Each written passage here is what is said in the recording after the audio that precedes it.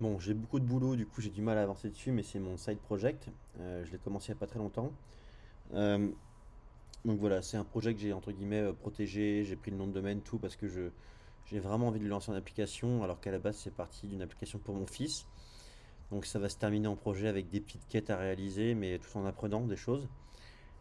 Pour l'instant, j'ai un peu la partie brute, entre guillemets, sans la côté gamification.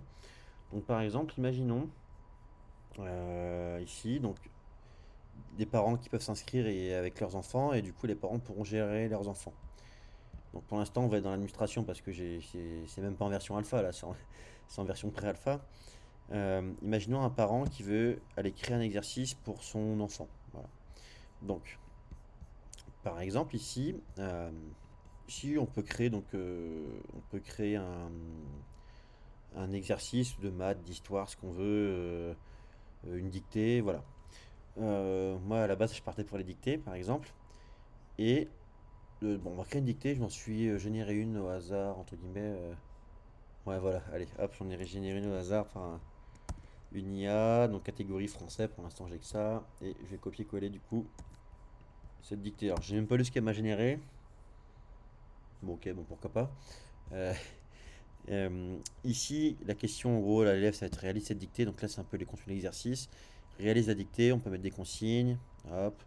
Donc forcément, après, il y aura un formulaire pour l'utilisateur, il n'y aura pas tout ça, ce sera plus simple et plus sympa, on va dire. Et entre guillemets, un parent qui va créer un exercice pourra le rendre public ou le garder que pour son enfant ou ses enfants. Parce qu'on est sur une relation many-to-many. On va le mettre en public. Fichier audio généré, je vais le cacher. Mais en gros, ce qui se passe là, c'est que je vais faire en sorte que quelqu'un qui crée un exercice peut cliquer sur générer un audio, ici.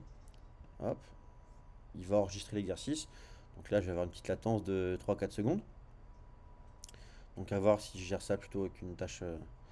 Donc voilà. Là, ici, j'ai mon exercice qui a été créé.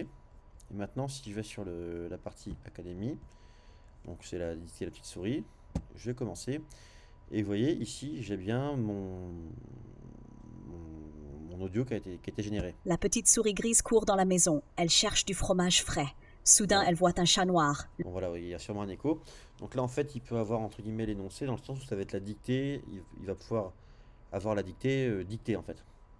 Donc il faudrait que je vois pour régler un peu la vitesse ou autre. Ou après, il pourra faire lecture, revenir. Mais avant, il pourra s'entraîner.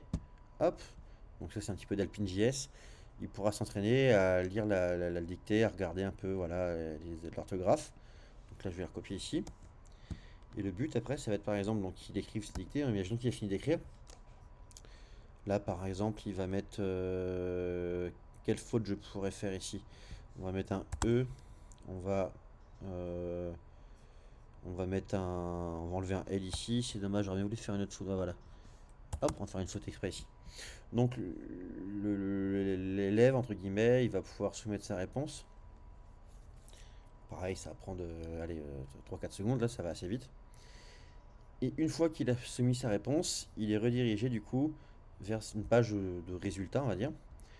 Hop, avec une note, un score. Bon, il était gentil là quand même. Et ici j'ai un commentaire, voilà. Très bon travail, t'as retenu la majorité du texte, mais il te reste quelques petites erreurs d'orthographe conjugaison à corriger. Et ici, ça va lui mettre du coup les erreurs qu'il a fait. Et ici, je voudrais que je mette correction plutôt. La correction. Et en dessous, je vais avoir, donc le verbe courir se conjugue à troisième personne singulier au présent, indicatif et quintet. Exemple, il court vite. Près, avec un accent grave, signifie à côté d'eux. Exemple, il est près de la porte. En fait, à chaque fois, vous voyez, pour chaque erreur, je vais faire une correction personnalisée pour l'élève. Voilà. Et donc, pour l'instant, ça marche très bien. Donc, en fait, j'ai presque envie de dire que j'ai presque fait le plus dur, où tout est généré comme je veux. Donc, à savoir que derrière, je suis en partie ici du Made in France, dans le sens où j'utilise l'API de Mistral AI. Sauf que pour la partie texte ou speech, c'est plutôt la partie OpenAI. Parce que j'ai pas vu encore d'API pour Mistral. Alors, moi, j'ai mal regardé. Donc, au fur et à mesure, je passerai à toucher le Mistral dès qu'ils vont développer leur API. À moins que j'ai mal regardé qu'ils le font, mais j'ai pas vu. Donc, voilà. Donc pour l'instant, c'est Mistral OpenAI et je pense qu'à la fin, du coup, j'aurai vraiment que du Mistral AI dès que je pourrai, quoi. Donc voilà, et bien sûr, l'élève aura accès du coup à tous ses résumés de tout ce qu'il a fait. Mais voilà un peu pour le projet. Donc intéressant à faire. Là-dedans, j'ai du HTMX, j'ai du AlpineJS, et puis après, bah, en bac, c'est du Django. Voilà.